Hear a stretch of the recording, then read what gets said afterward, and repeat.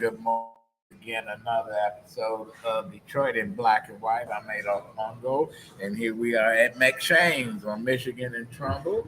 Once again, want to thank Bob Roberts for letting us use his venue. Come on down sometimes and enjoy this breakfast on a nice rainy morning. Right. Vanessa Moss, the shit starter and the resident militant, is not with us today. She'll be back next week. Allan Lengel from co-founder of Deadline Detroit, Hello. Washington Post, Detroit News, and Eagle American. Absolutely. And sitting there once again, that guy that was named the police chief of the decade out of Trenton, Jim Nardoni. How you doing, Jim? Good morning. If I was the only candidate. No, there's been a lot of chiefs over there. But anyway, before we get started, I just want to pay tribute to a couple people that I had the pleasure of working with, and one sat right where you were, Allan, for 3 years. Brenda Hill. Brenda was she talked. She expressed her opinion, and you know where she was coming from. She's the one on the right there. And then Joanne Watson, who was my client, and she ran for city council, replacing the late Brenda Scott. Henry Madman wrote and produced the commercial that took Gill Hill down. Joanne was a great woman. Served 10 years on the city council, died unexpectedly last week.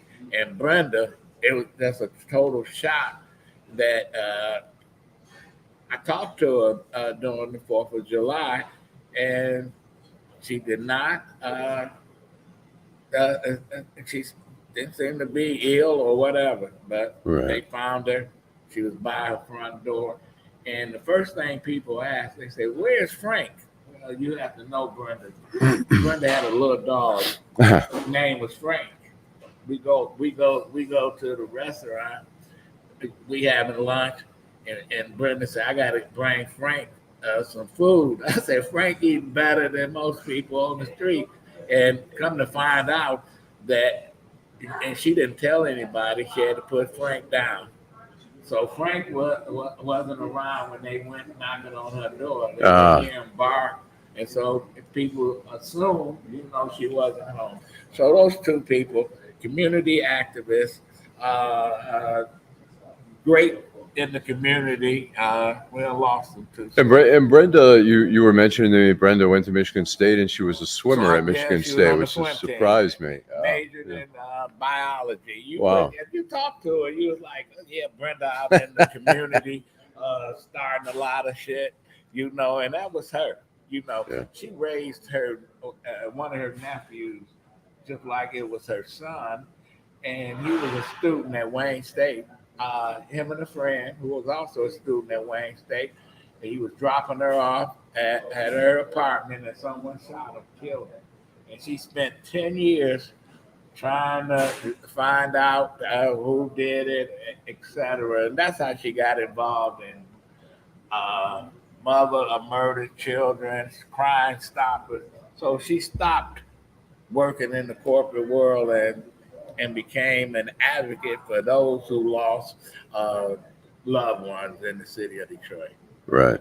Yeah. She was definitely outspoken, and she had some misfortunes as well. She, I believe, her home had a fire. Had a fire at her home. Yeah. She had to move from there. She ran for state rep. State rep, right? And they called it for her in the evening. The clerk, Wayne County clerk, called and said, "Congratulations, you the new state rep." And then in the morning, these votes came out of somewhere. Yeah. So Brenda will be missed. Yeah. She was interesting, and she had a show on 9:10 a.m. on Monday nights. I think at 9 o'clock. Yeah. And she was an interesting woman. Well, I'll go to you since you're our guest. Outrage of the week, Jim. First off, I need to confess that cocaine is mine. You were in the White House. I saw, That's crazy. They keep talking about this cocaine like it could only be Hunter Biden. That's just nonsense. It could be anybody in the whole world. Anybody it's unlikely it's Hunter Biden. They somebody I think planted it. He would have used it. Somebody Somebody planted it knowing that the narrative would be it's got to be Hunter Biden. He's, whatever, but it's like somebody knew enough to drop the cocaine somewhere where there were no cameras, where it was somebody on the inside. I think this is my theory, is as good as the Hunter Biden theory, that it was some Republican operative who dropped it somewhere knowing cameras couldn't pick it up and knowing the narrative would be, oh my God, yeah, Hunter Biden was there at the White House. It must have been him. Like, Jim, you were law enforcement. If somebody found cocaine in my house and I had an open house, people come and go, am I responsible? Well, they could probably get a search warrant for your house based on that evidence, but when you say are you responsible, you would be charged. You could be charged with possession, but they would have to get into your house. The issue is this: somebody, I understand where Allan's coming from, but somebody may have got to a checkpoint and thought, oh darn, oh shit, I've got this, I got to dump it. That's what I think happened. Somebody thought they were through a separate level of security. Sure. It's a possibility. The Secret Service is I believe that, because when I went to boot camp in the Marine Corps, and when they were processing the recruits into that night, they brought in all the recruits at 2:00 in the morning. They shaved your head and whatever, and they said, put you in a room. They got a big empty container. They said, whatever you got, throw it in there, because we're not checking you. You'd be surprised what people was bringing to boot camp: knives, drugs, bags of weed and stuff. I'm like, why? Why would you do that? But people do. Look, that. It's at the airport. You see people getting busted for guns, and they're like, "Oh my God, I forgot my gun was in my bag." People have drugs in their bags and stuff like that. So, I mean, there's so many theories, and they're all the least logical is that it's Hunter Biden, I think. But the other ones, as you say, that's a fair scenario. Or there's always the possibility that because Hunter Biden was recently in the White House, that if that was his, he would have used it. Right. It wouldn't have been full. And so what if it was his? It wasn't his. Right. It'd be a 1 in a million chance that it was Hunter Biden. Why would he leave it there? He doesn't use that entrance. Right. It's all set up. Yep. Okay, Allan, your outrage. My outrage. We go to partly to Washington, where we see they had the hearing with FBI Director Christopher Wray and Jim Jordan. I mean, clearly, look, the FBI needs to be monitored. The FBI does have some abuses, like any military or law enforcement arm. There's always going to be somebody abusing something, or there's any company or whatever. We're going to see somebody dishonest, or So the FBI has done some things that aren't right, and they should be, but they do a lot of great stuff, really. And I've known a lot of FBI agents over the years, and the ones I've known have been honorable. I know there's some that haven't always been so honorable, but Jim Jordan has just made that all about Donald Trump. How can you go after Donald Trump? I mean, the document case, and why didn't you raid Joe Biden's house and tear it inside out? Well, everybody, Joe Biden, Mike Pence, they handed over the documents, and clearly, even if Trump had intentionally taken the documents, which it sounds he did, if he had just handed it over when the subpoena came, end of story. But Trump did. He defies logic. If Trump would embrace the fucking vaccine, the COVID vaccine, he would have been reelected, I believe. And he went against. Those are his people that created this vaccine, and then he went against it. And then he almost died because he didn't believe that COVID was more than just the flu.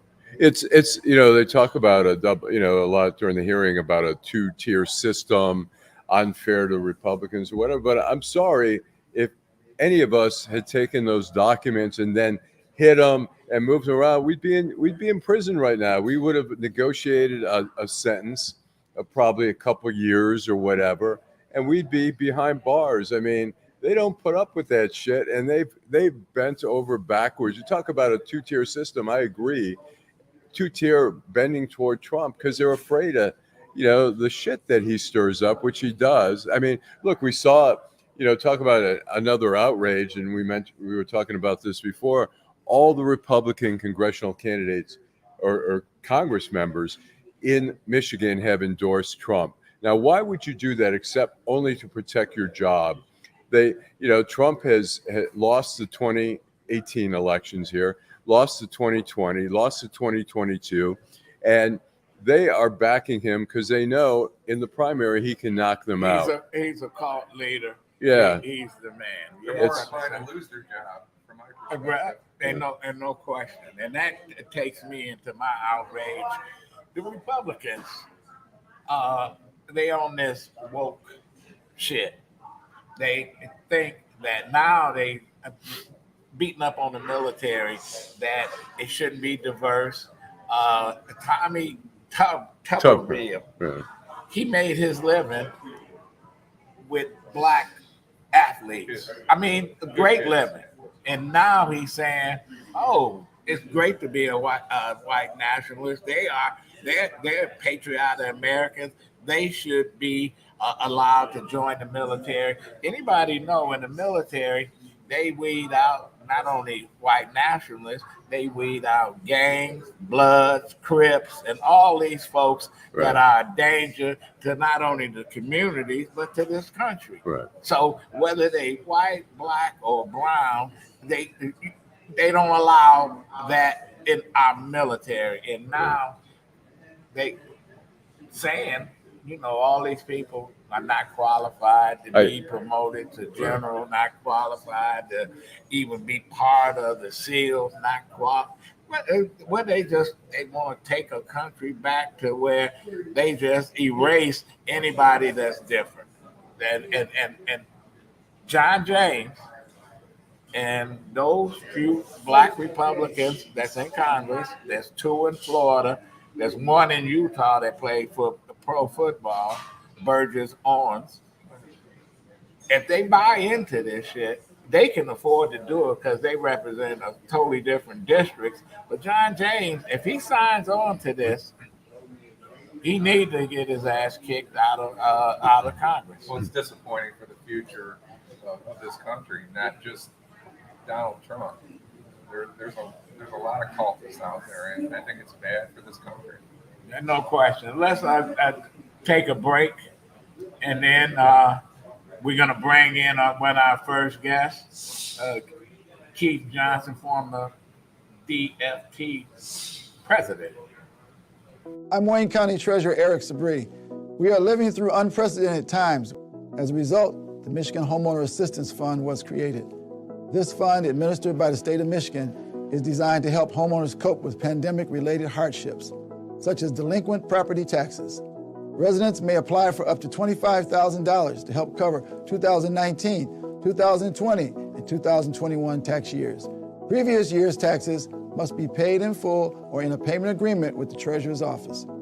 Eligible homeowners must have a qualified financial hardship that occurred on or after January 21st, 2020. You must currently own and occupy your home as your primary residence and must have owned it since January 21st, 2020. To see if you qualify, please visit waynemetro.org, call 313-388-9799, or email taxinfo@waynecounty.com. We're here to help.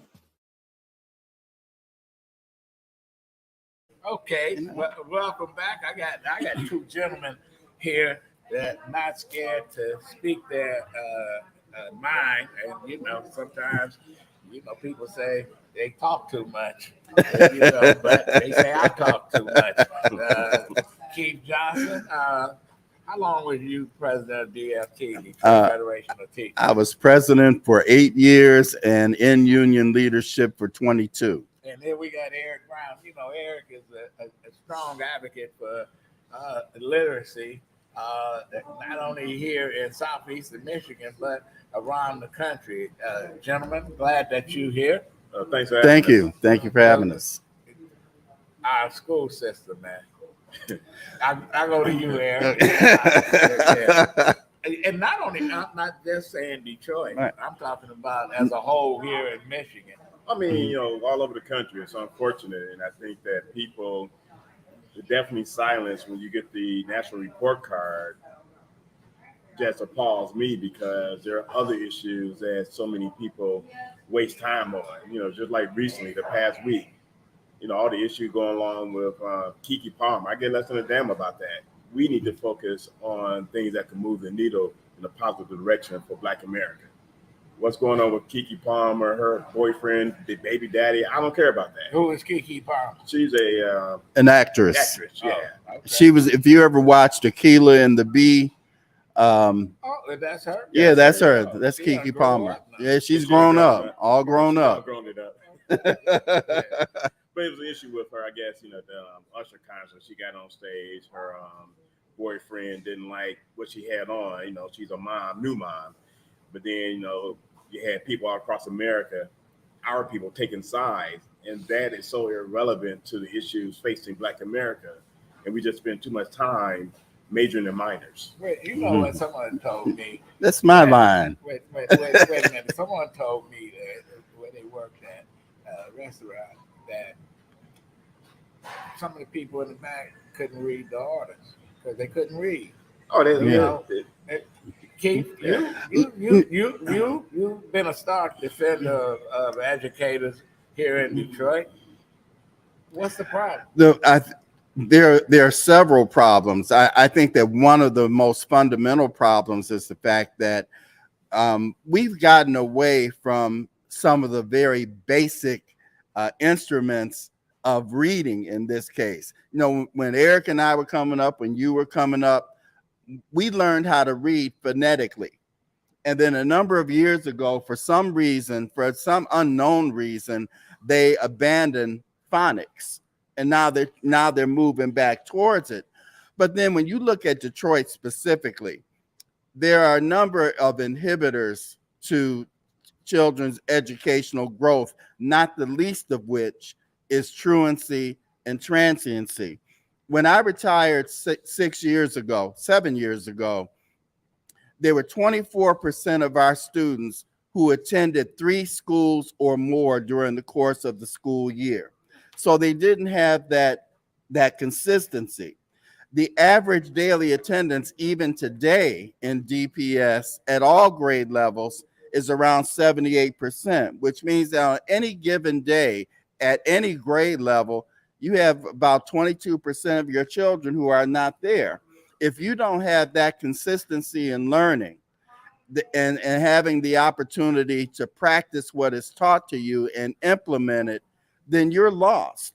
And as we know, reading is fundamental to any other aspect of learning. If you can't read, you can't do math, you can't do science, you can't really do anything except play in gym. So and some of these schools don't have gym.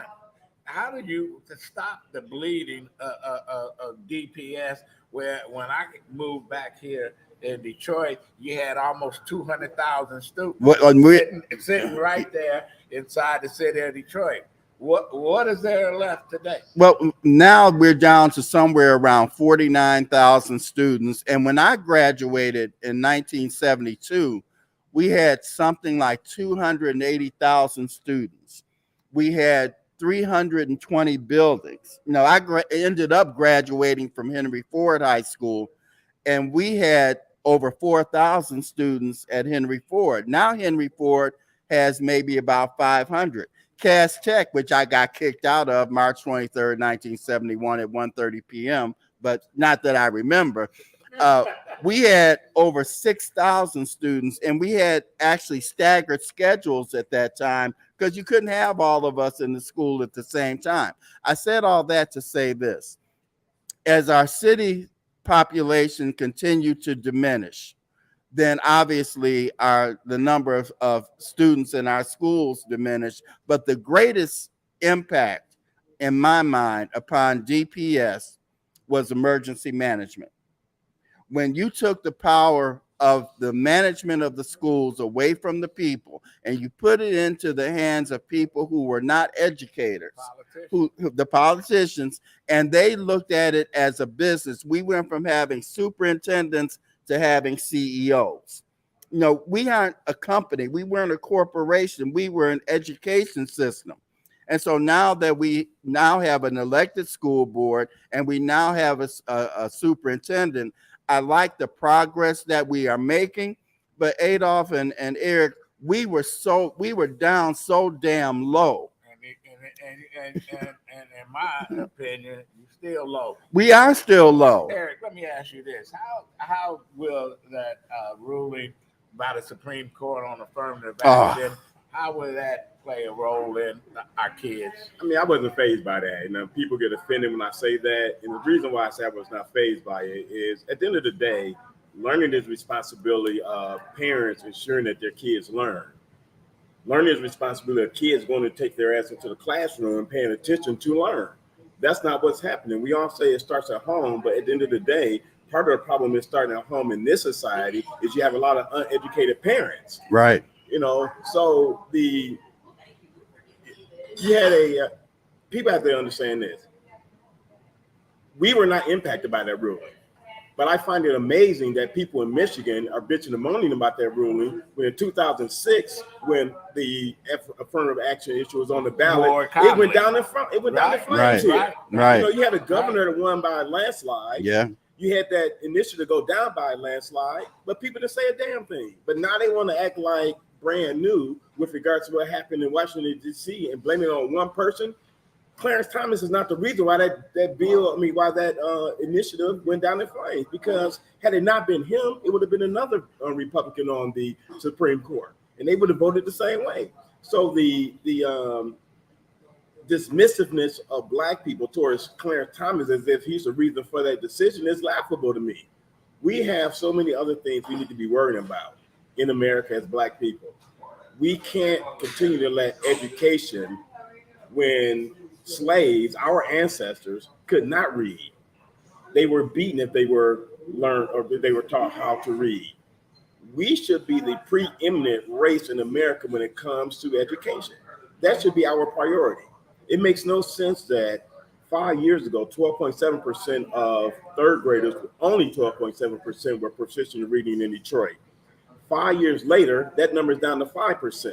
And people want to blame COVID. No, those numbers were in existence prior to COVID and the pandemic. So that means that you're just moving these kids along. And I have a problem with the rollback of the third grade law. That should still be in existence. Well, that's where you and I just disagree, Eric. Because Keith, you have third graders 5 years ago. How many times can you flunk a person? As many, they pass them along. They are just passing these kids along. You're not doing them any favors. And I just gave the number 5 years ago, 12.7%. Those were third graders. Right. They're eighth graders. Not only 5% of them are proficient in reading. So if you're just passing them along, but is it part of this generation? You know what? I got beat up on one show when I said the Detroit mayors that I work with. Coleman Young had a lot of books in his office, well read. Even when I met with Dennis Archer, well read. Well read. Now, when I was a consultant for Kwame Kilpatrick, I had nothing. You know, he got pictures and all, entertainers and stuff. But not to say, he was smart. Well, very smart. But he wasn't real read. And they didn't know the history of this or the history of that. And you need to know those things. So we got a generation, they can't write a sentence. They don't talk to each other because what they do. Everything is texting and on Facebook and Instagram and all of that. But I think that one of the things that we must come to terms with, and Eric kind of alluded to it, is the fact that we have engaged in what I call assembly line education for too long. And I'm not going to try to justify it, but I am going to try to explain it. When you have superintendents who come down on principals, who come down on teachers, because they're failing too many students or too many students are failing, then in order to get away from that, you're passing them along. Now the other issue that I take with Eric on this regarding the proficiency in reading, and a lot of that is predicated on standardized tests. And we have to remember that children do not have standardized minds. I know from my days as a classroom teacher, there were students that I had who knew subject matter backward and forward, but you put a test in front of them, they go blank. In addition to that, some of the kids who are like in 8th grade, 11th grade, when you bring that test in front of them and they ask, is this going to affect my grade? Well, no, it doesn't affect your grade. Then they don't give a damn about it. We have to change that mindset. We have to change that mindset. But we got to be honest also, because you have to understand Asians as well as Middle Easterners and Hispanics are all performing better than Detroit public school students, and that's their second language. So it's no excuse for black kids in Detroit. I agree. I agree with you. You know why? The Asians win the spelling bees? Because they practice. Right. I mean, I live in Canada. You know why? But black athletes dominate. They practice. They practice. So they practice. what Allan Iverson say, practice. So if you practice in reading, if you practice in writing, you know, in a minute, keep AI is gonna take over the teaching. You know, or whatever. When I have spoken with young people, and before I came back into the workforce, I used to go to schools and talk with young people. And I'll tell them, look, how many of you recognize the fact that you have a difficult time reading? And a lot of them would raise their hands. Then read something that interests you. I don't care if it's a comic book. Learn to read something. You know, go to a dictionary. What about making library cards? Mandatory. It was mandatory for us. But it being mandatory and people using them. And then using them. But you know what? We run out of time. Already? Yeah, man. You know what? We're going to have a whole show. Yes. And talk about the state of education. Yes. Not only in Detroit, but in Michigan and in this country. In this country, when India is producing thousands and thousands of engineers every day, in America, what, 100, 200 or whatever, you can count them on your fingers. And how many of them look like us? Not many. Not many. The role that literacy plays in so much in society is amazing. So you can have a conversation about this all day, every day. It's still a matter of getting people to understand the importance of literacy, reading, and moving themselves. But you know what's confounding to me? We have some of our kids who have technology literacy. Oh, yeah. They know how to do anything on this phone or on that computer. Well, I should tell you, it's like I used to tell students that were great at playing instruments but hated math. I said, you doing math already? Exactly, right? Yeah. So we're gonna leave it at that, gentlemen. Thank you, Adolph. Eric Brown, a literacy advocate. Chief Johnson. You know, I can call him all kinds of things. but one thing I can say, passionate, led the unions, even in some turbulent times. Yeah, the most turbulent times in DPS history. No question. Let's go to a commercial, Henry. And I'm Wayne County Treasurer Eric Sabri. We are living through unprecedented times. As a result, the Michigan Homeowner Assistance Fund was created. This fund, administered by the state of Michigan, is designed to help homeowners cope with pandemic-related hardships, such as delinquent property taxes. Residents may apply for up to $25,000 to help cover 2019, 2020, and 2021 tax years. Previous year's taxes must be paid in full or in a payment agreement with the Treasurer's office. Eligible homeowners must have a qualified financial hardship that occurred on or after January 21st, 2020. You must currently own and occupy your home as your primary residence and must have owned it since January 21st, 2020. To see if you qualify, please visit waynemetro.org, call 313-388-9799, or email taxinfo@waynecounty.com. We're here to help. Right, Ray 72. Welcome back. We are back. Yeah, welcome we back. Are back. I'm Adolph Mongo, Allan Lengel, Jim Nardoni. Welcome back to Detroit Black and White. Keith and Eric, they were good. We can talk about education all we want to, and we can have a whole show on education. There's no question. Biden raised $72 million. Wow. You know, Good for him. I had a discussion with Jim the other day, and Jim said Biden is a fraud. Go ahead. Well, I didn't say it was a fraud. I just look back at history, and I just think he's what people settle for, and I think that's bad for this country. We can't settle for Donald Trump or Joe Biden anymore. That's why I am really happy that we have a third candidate, at least a third and a fourth candidate. And it's interesting. I listened to a little clip on Dr. West the last couple of days that I thought was fascinating. He talked about gun violence, and he talked about California back in the 60s. Can you talk a little bit about that, Adolph? Well, the Black Panthers, Huey Newton and Bobby Seale, they start open carry was legal in California, so they start following the police with semi-automatic weapons. Yeah, man.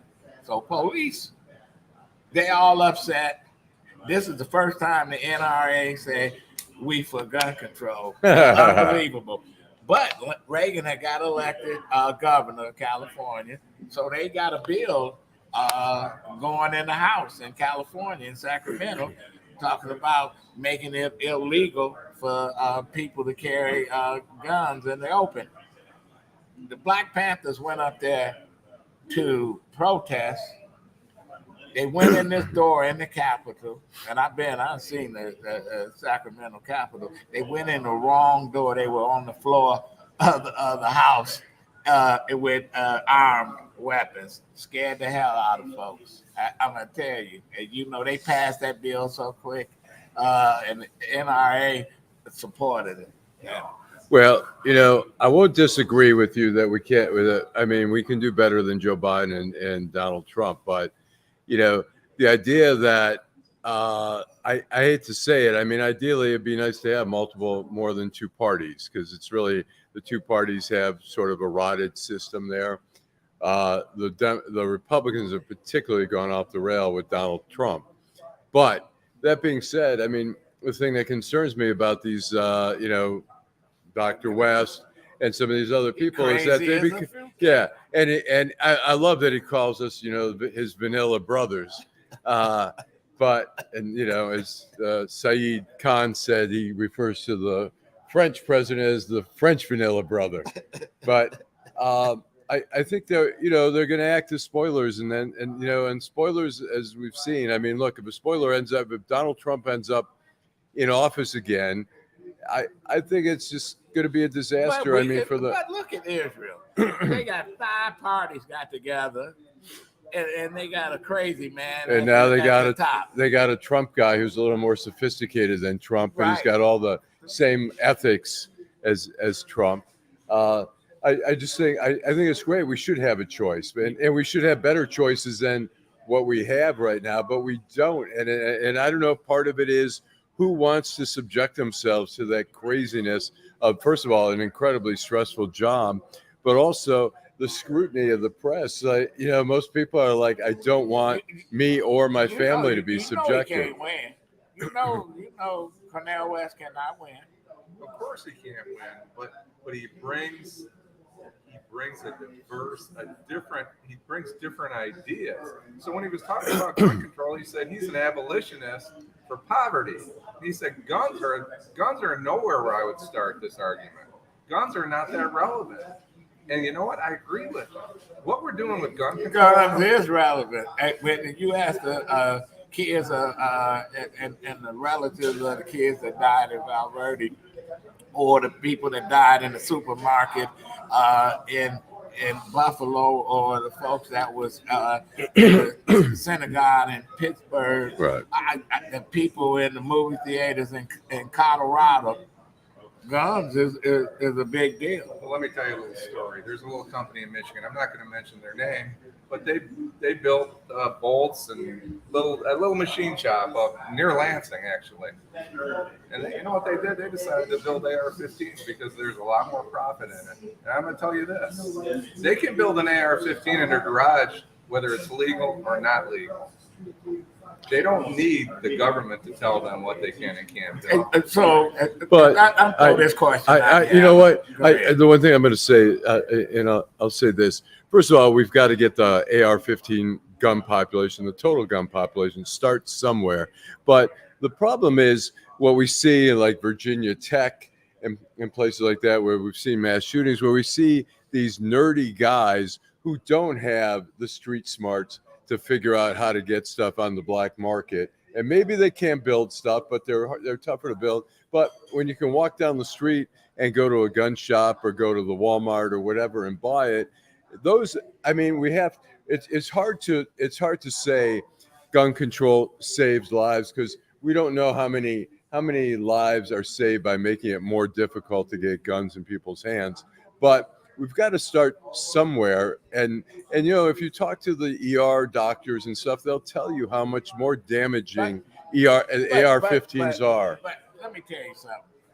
Americans did not did not go against the war in Vietnam until they start seeing dead bodies on TV. Now, if we want to shock some folks into doing something about these guns, I think you should start showing the victims of these violent attacks on citizens in this country. The reality is this little precious, beautiful little angel baby that died 2 years old, the terror, the fear that she must have felt. She was killed with a phone cord. I don't see them asking for people to turn in their phone cords. Well, you know what? I also don't see like mass murders with phone cords, guys running into shopping malls and strangling people with phone cords. I mean, that's not a fair analogy. You can kill anyone. We're going to take away people's fists. Let me throw this down, and I'll start with you, Allan, and then Jim. People talking about gun control, how we can get the guns off the street. It don't seem like this is the main issue in this upcoming presidential election. Agree or disagree? Yeah, it's so shameful. The NRA. I mean, it looked like for a while the pushback on the NRA was being effective, but now the NRA is so impactful in Washington. Look, the ATF director.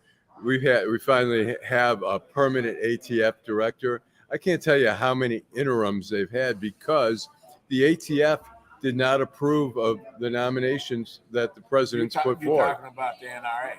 No, I'm talking the NRA. Yeah. The NRA. Well, I'm saying the NRA had to approve the appointments of ATF directors, and the ATF directors who were particularly more about gun control and enforcing the law, and even just enforcing the laws on the books, they were rejected by the NRA.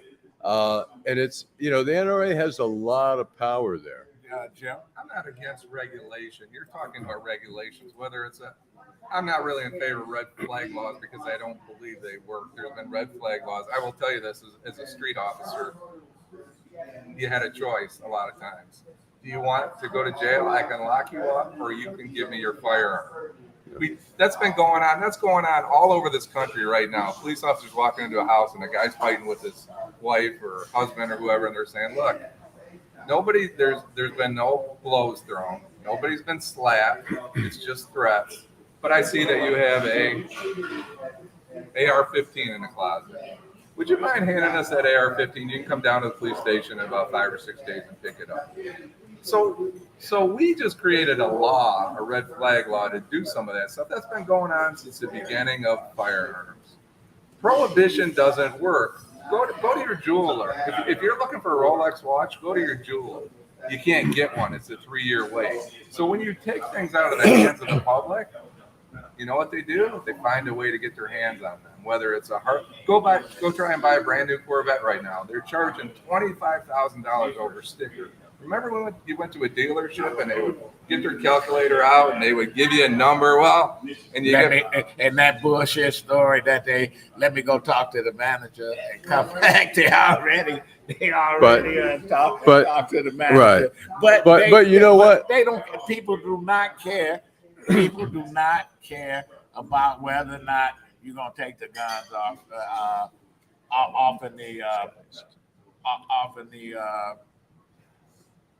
off the table for the election.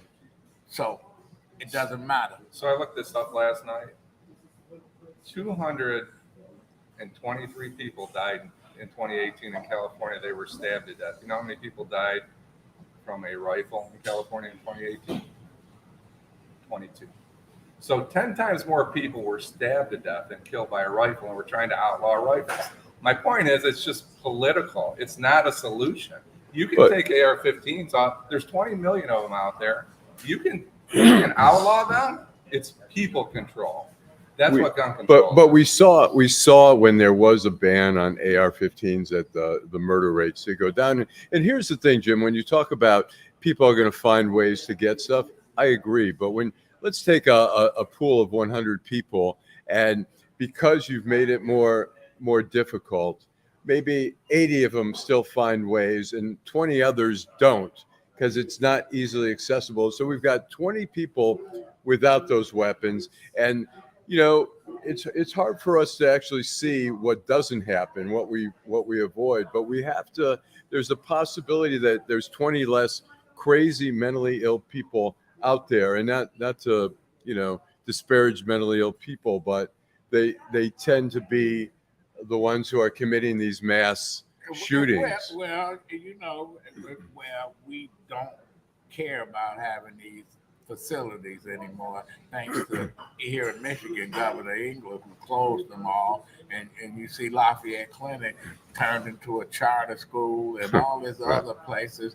It closed down Northville and Pontiac, Northville, Lafayette Clinic, where you gonna see? That's the thing, is that Republicans say it's not a gun thing, it's a people person, it's a mental health issue, and yet they're the ones cutting mental health care wherever they can. So they're refusing to address the mental health issue.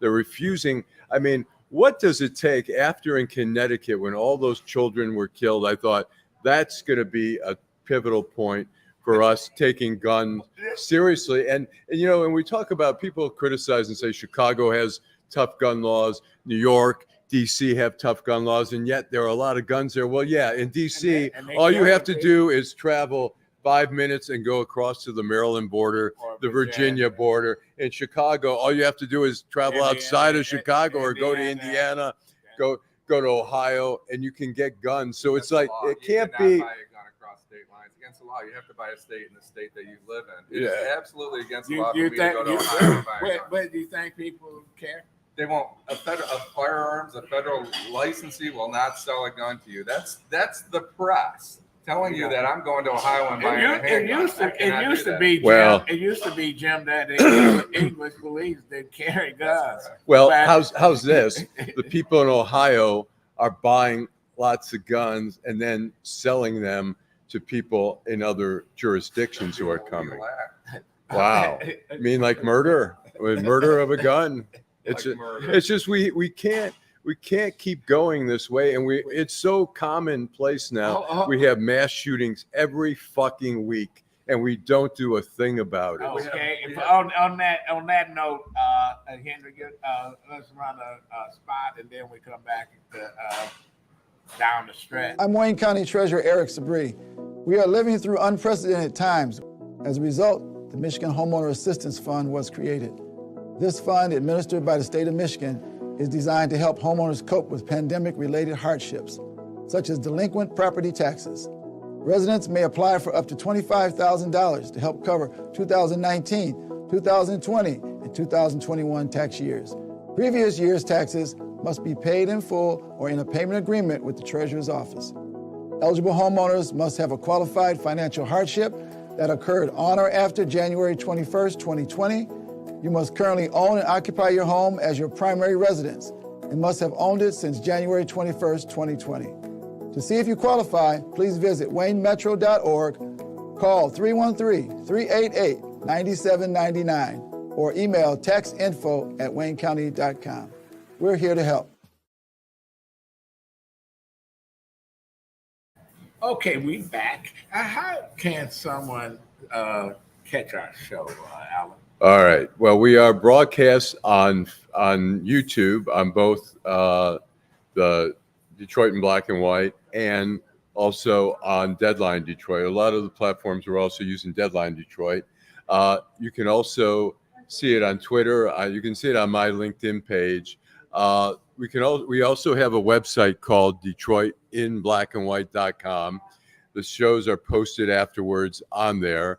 They're also posted on Deadline Detroit. So if you go to Deadline Detroit, you can also watch it there. We're on Facebook Live. We're on Facebook Live. We're on Facebook on Detroit in Black and White and Deadline in Detroit. Okay.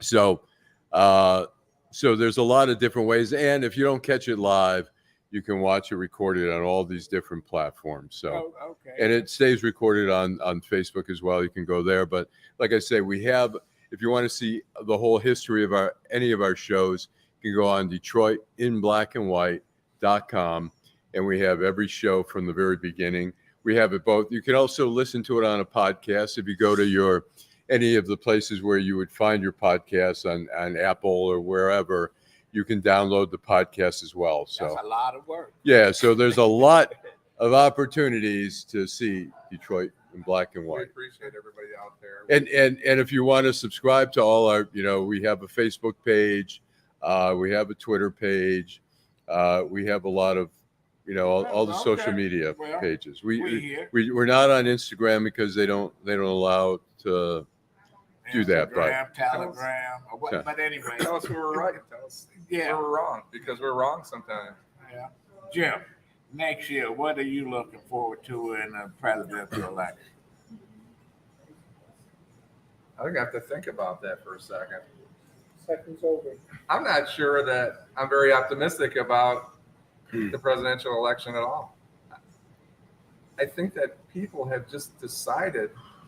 We always say that, right? We pick the least worst person. It's a stomach ache or a headache, and that's kind of where we are right now. You don't like Grandpa? Grandpa, and so far he's done better than people expected. I think he was a decent senator about 30 years ago. But he was in bed with his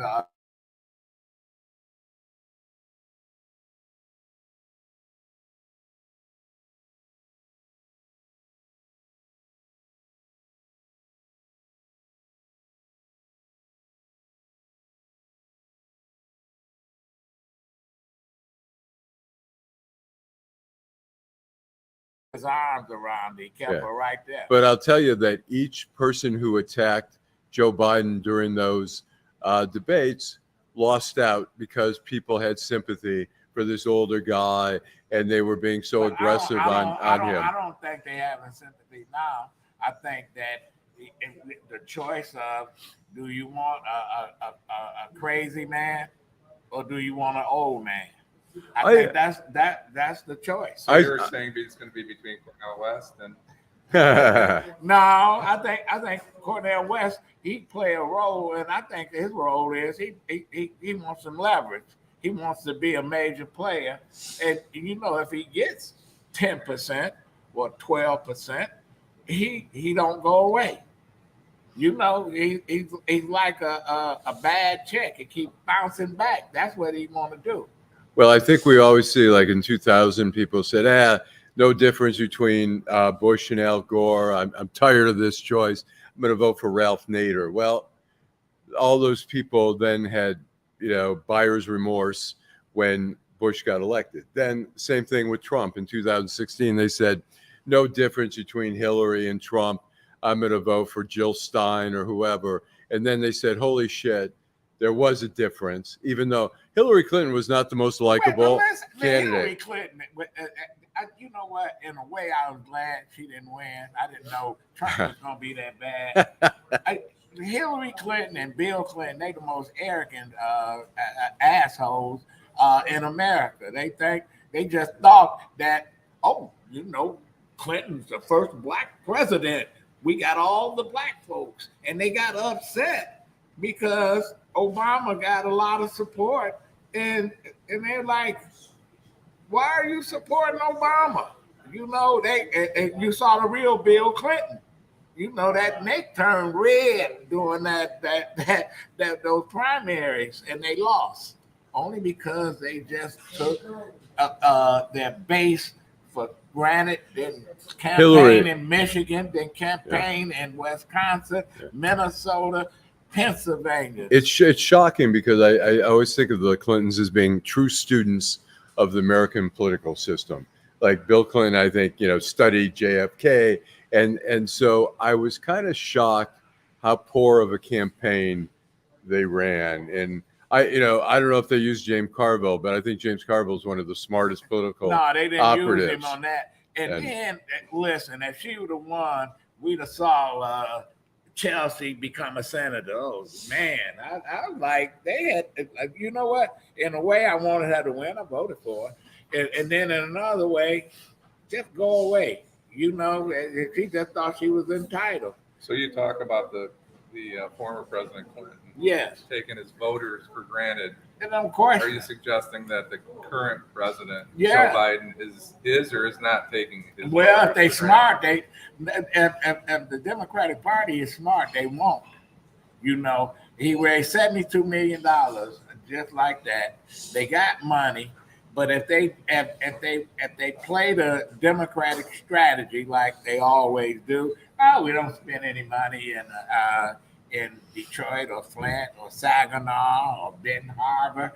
You know, they go to these little small towns and shit. They spend all their money on consultants. Well, we don't need this.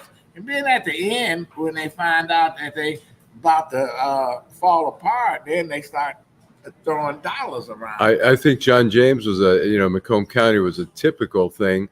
They were told, don't bother. This can't be won. I mean, John James outspent Carl Merlinga, the former judge and former county prosecutor, 5-1.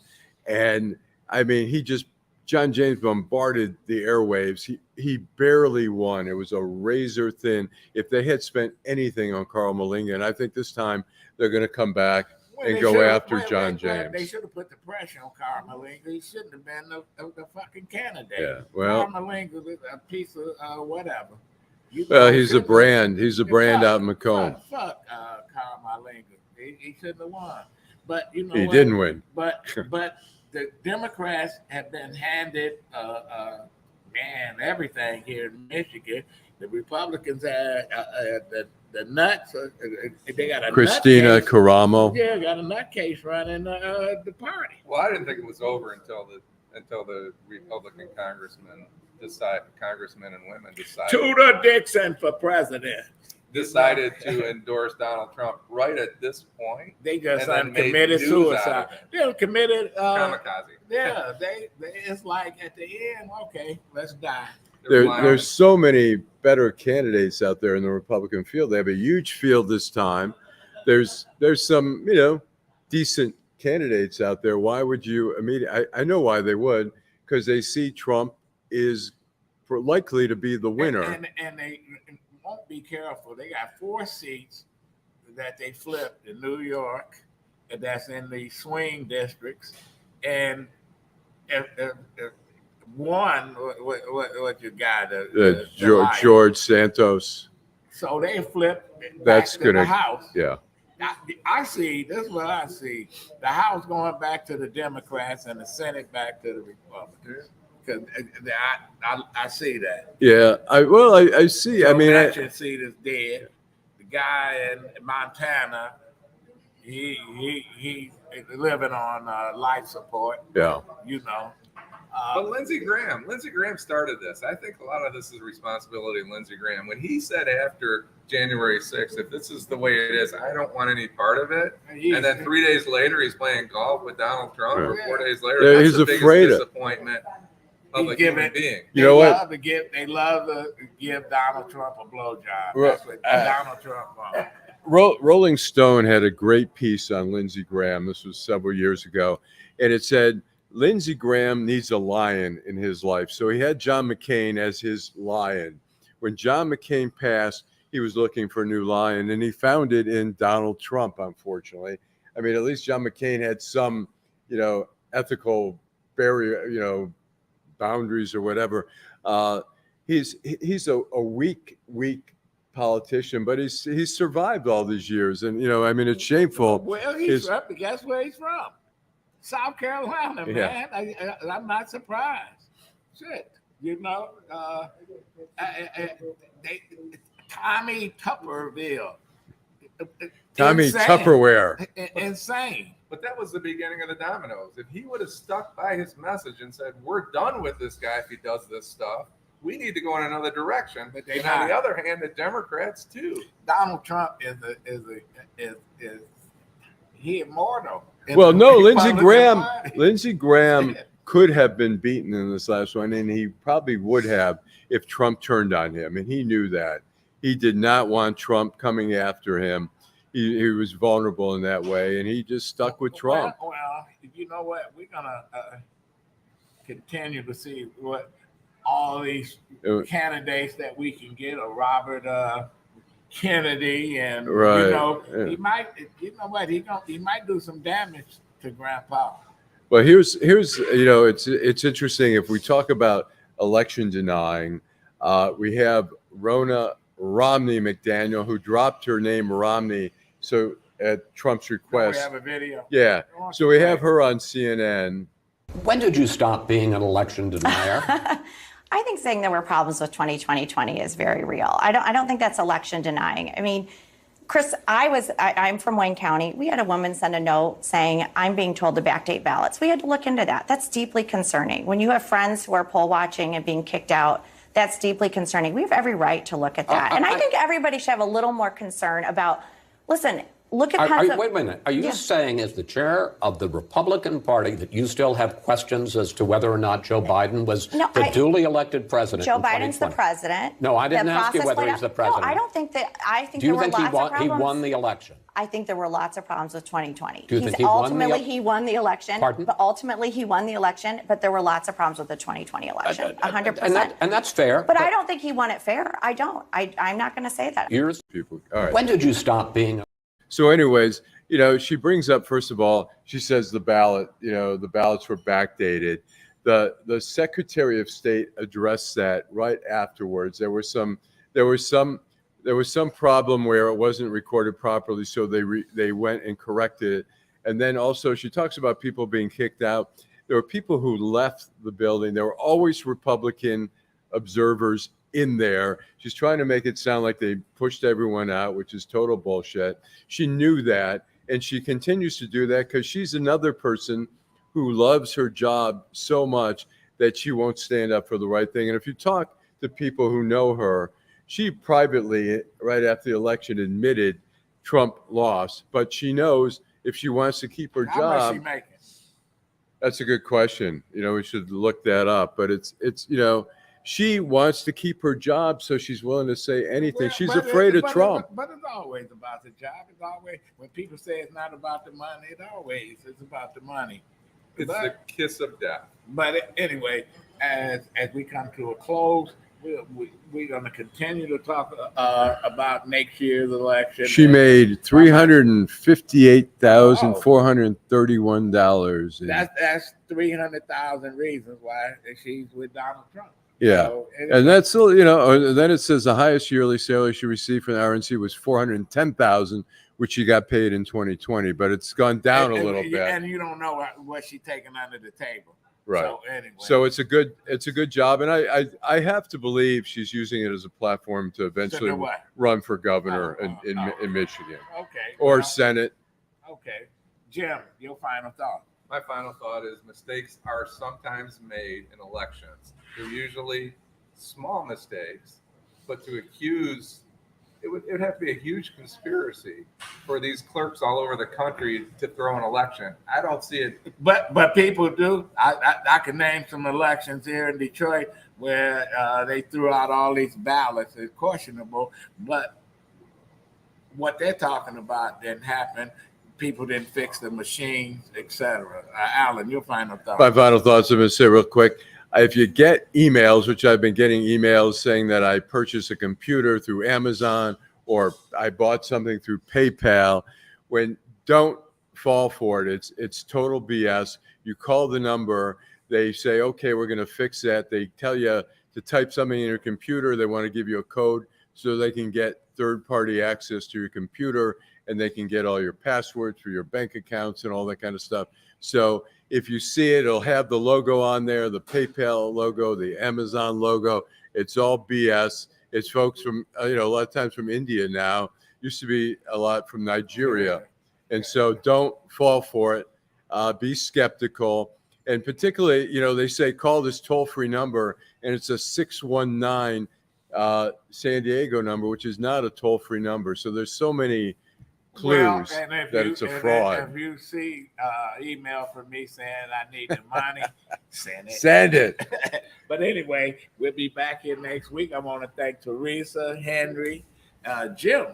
Thanks for sitting in.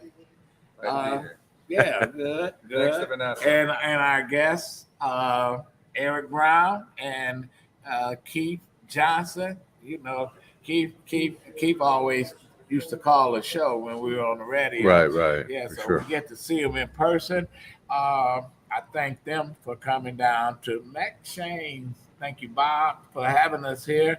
Allan Lengel. Thanks, bro. All right, man. Okay. All right. So.